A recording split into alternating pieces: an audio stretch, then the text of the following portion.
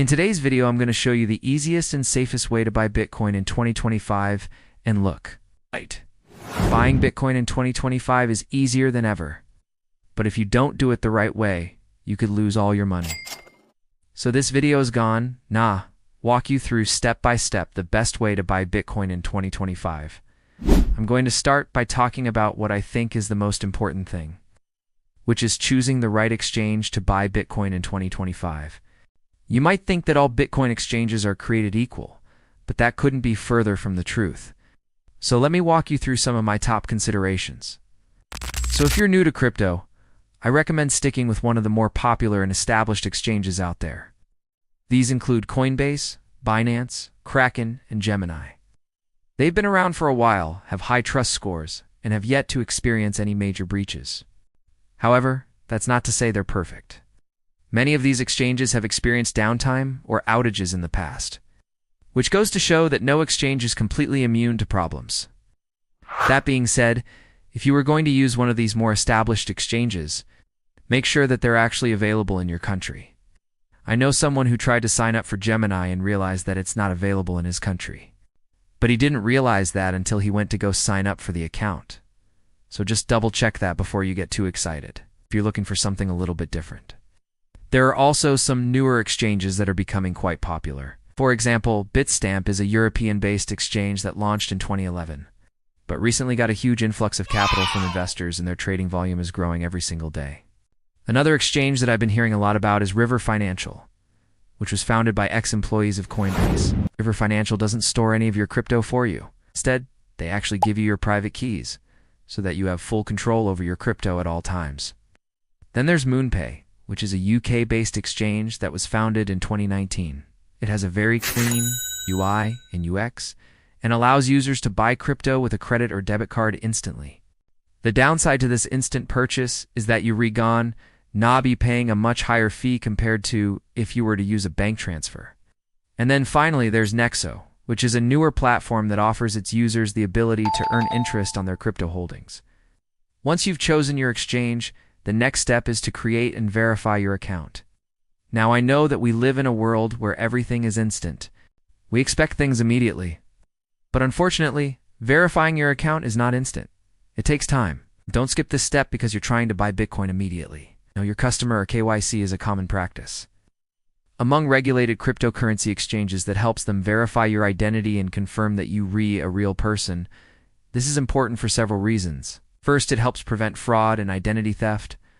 By verifying your identity, the exchange can be sure that you are who you say you are and that your real identity is attached to the account. This makes it harder for criminals to open accounts and use them for illegal activities, such as money laundering or terrorist financing.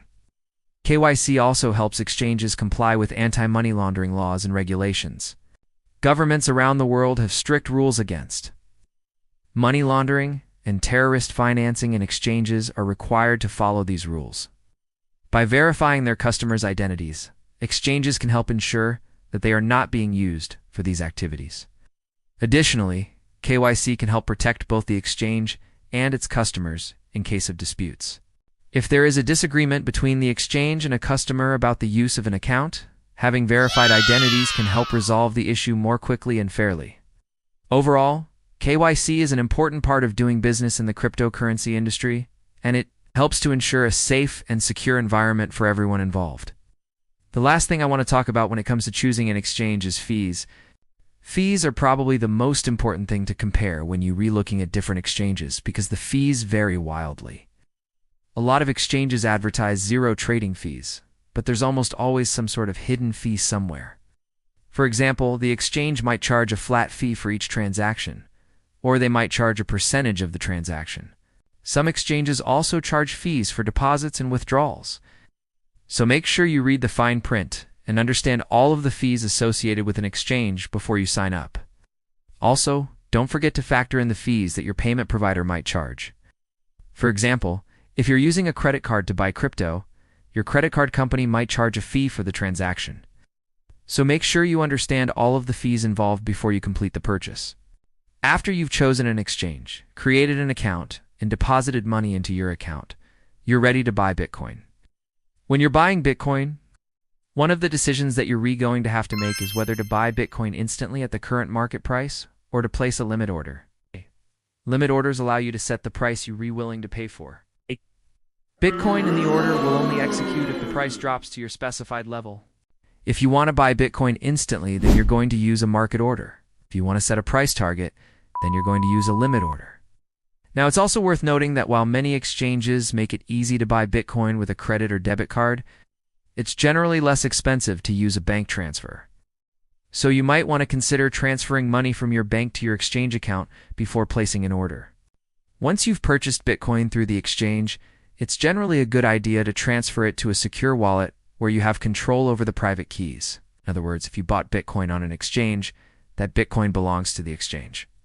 And while exchanges are generally safe, they can be hacked or experience technical issues that result in loss of customer funds. However, if you transfer your Bitcoin to a wallet that you control, then you have the private keys to that wallet, and nobody can access your Bitcoin except you. ULL also want to take steps to secure your wallet, such as enabling two-factor authentication and storing your private keys securely. Finally, it's important to stay informed about Bitcoin and the broader cryptocurrency market.